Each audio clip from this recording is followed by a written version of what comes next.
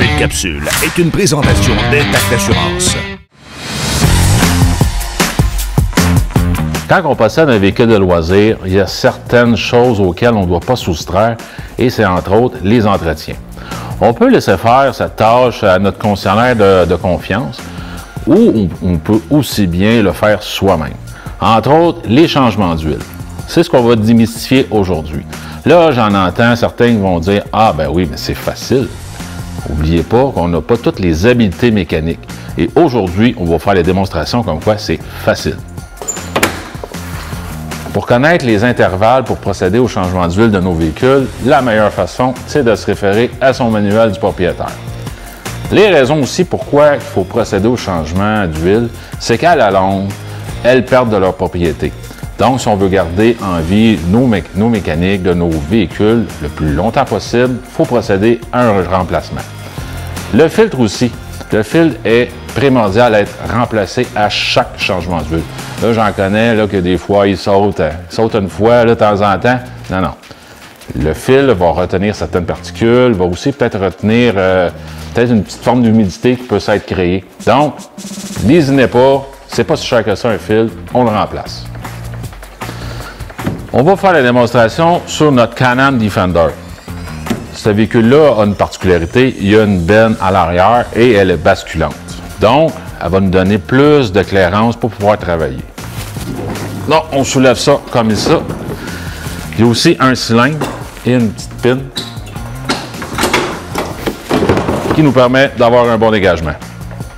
Une chose est sûre, c'est toujours préférable de faire fonctionner son véhicule quelques minutes avant de procéder à un remplacement de l'huile. Le réchauffement de l'huile va créer une meilleure fluidité et permettre également l'écoulement plus facilement. Donc, c'est sûr que c'est l'étape qui est la plus salissante de notre travail. Donc, je prends une douille 17 mm et je vais desserrer le bouchon. Et voilà. Je vais rapprocher ma panne parce qu'éventuellement, l'huile va s'écouler. Et voilà, comme ceci. Bon. Pendant que l'écoulement de l'huile s'effectue, on va prendre quelques petites secondes pour vous parler un peu du bouchon. Vous allez voir ici, il y a une petite rondelle, celle qui sa fonction, dans le fond, c'est de créer l'étanchéité. Donc, d'autres, on va utiliser entre autres un ensemble XPS qui est vendu par tous les concessionnaires BRP. Quand vous en faites l'achat, vous juste à le mentionner votre représentant aux pièces que le type de véhicule va vous vendre exactement l'ensemble que vous avez besoin. Vous allez avoir exactement la quantité d'huile que vous avez besoin, le grade. Et puis, il y a ici aussi les petites rondelles d'étanchéité. Donc, il y en a une qui va remplacer celle qu'on avait d'origine. Donc, on la remplace par une nouvelle.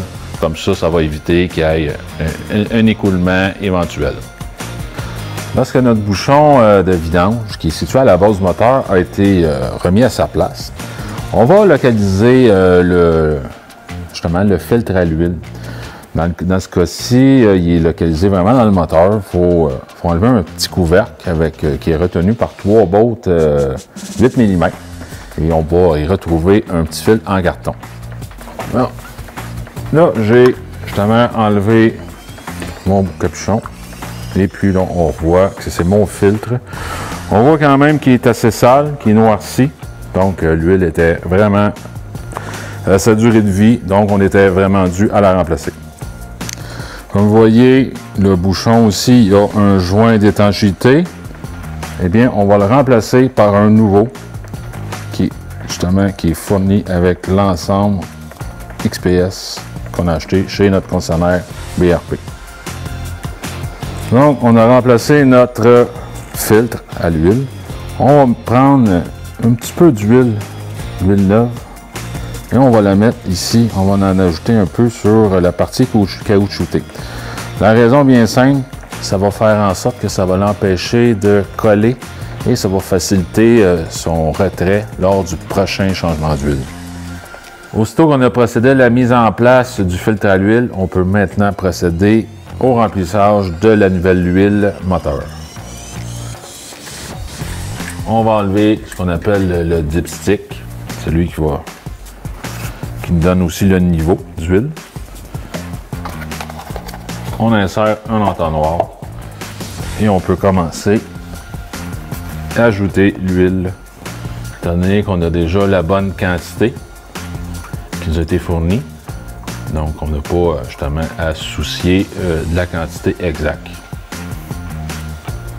Aussitôt que le remplissage est terminé, on fait démarrer le moteur pendant un certain temps pour s'assurer que l'huile se disperse partout. On retire la jauge à nouveau pour tout simplement vérifier si le niveau se situe entre le minimum et le maximum. Donc, c'est bien parfait. On repositionne ça. En conclusion, si vous suivez toutes ces étapes-là à la lettre, vous n'aurez pas de problème et vous aurez une durée de vie qui est prolongée de votre mécanique. N'oubliez pas non plus que votre vidange n'est pas terminée tant que vous n'avez pas disposé de votre vieille huile dans les endroits adéquats, que ce soit dans les éco-centres, dans tous les endroits qui recueillent l'huile usée. J'espère que cette chronique vous a plu.